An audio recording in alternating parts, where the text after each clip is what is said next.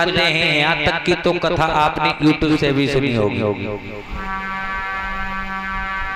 यहाँ से आगे की कथा को लेकर के चले। जिस समय राजा जेवर सिंह का नौल का बाग सूख जाता है, सागर ताल के जल पाताल के लिए चले जाते हैं।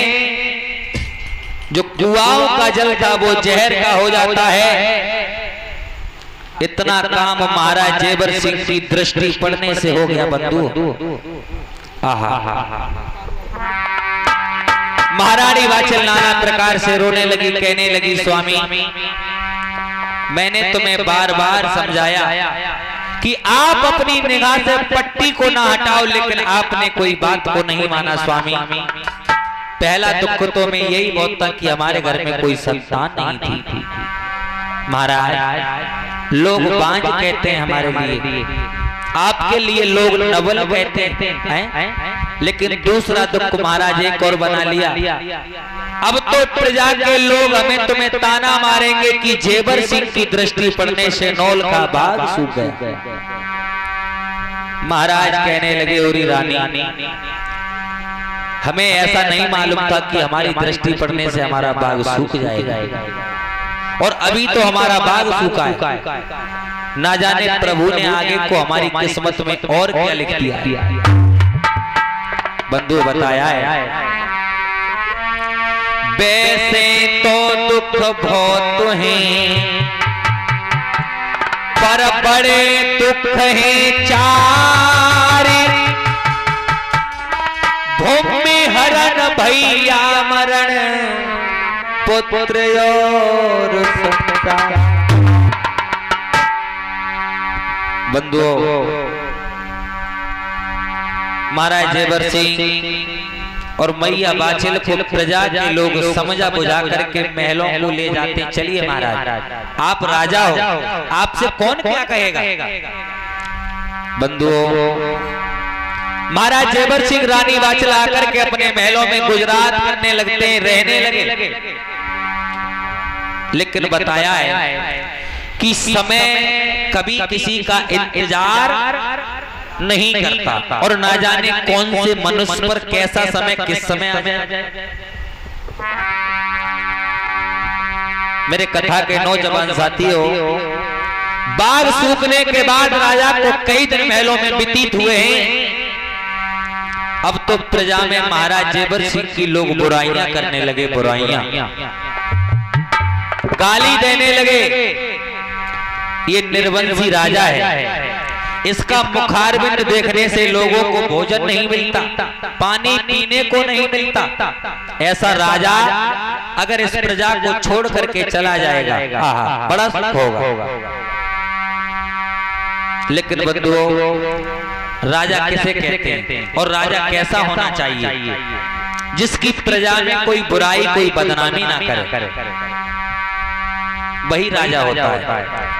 एक दिन महाराज जेवर सिंह ने अपना घोड़ा सजाया और घोड़े पर सवार होकर के राजा जेवर सिंह ददरेवा में घूमने लगे। देखूंगा कि प्रजा में मेरी कोई बुराई तो नहीं करता है। और कैसे जा रहे हैं?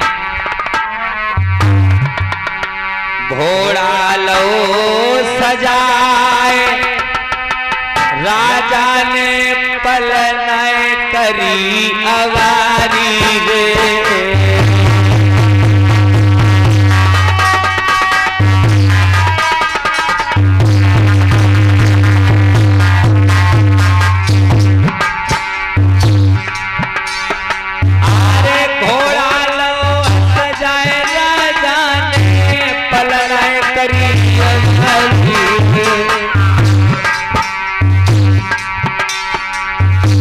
ददरेवा की गलियन में जब पहुंचो,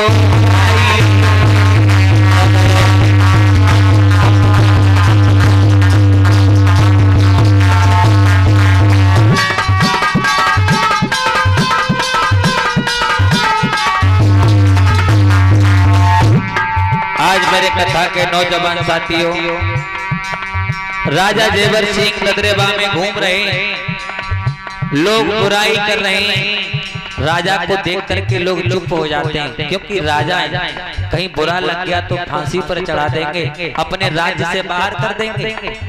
महाराज आ जाते हैं तो लोग बंद हो जाते हैं, जाने के बाद बुराई चालू कर देते हैं। और आगे को बढ़े हैं तो क्या देखा है राजा ने, एक मेहतरानी मेरे भैया राजा के सन्मुख आई है। एक मेहतरानी, जिसे नॉर्मल भाषा में कहते हैं बाल्मीकि हरिजन, हाथ में झाड़ू पल्ला है, सुबह सुबह का समय है, वो मेहतरानी झाड़ू मारने के लिए नगर में गलियों में झाड़ू मारने के लिए जा रही है। इधर से राजा जेवर सिंह आ रहे हैं। अरे बीच गैल में राजा अब मेहतरानी को मिल गए भाई।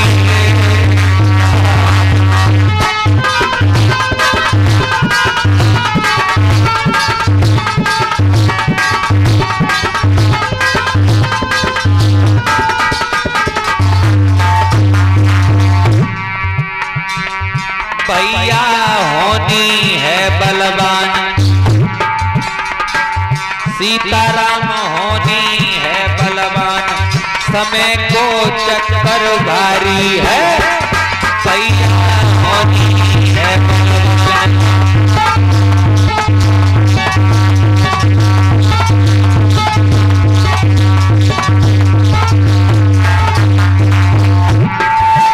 अरे चक्कर भारी है, समय को चक्कर भारी है,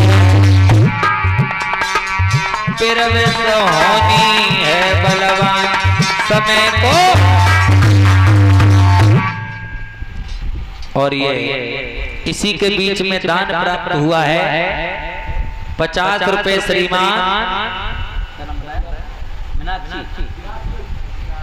जीराज सिंह, ये बाबा के चरणों में दान करते हैं इसी कस्बा से।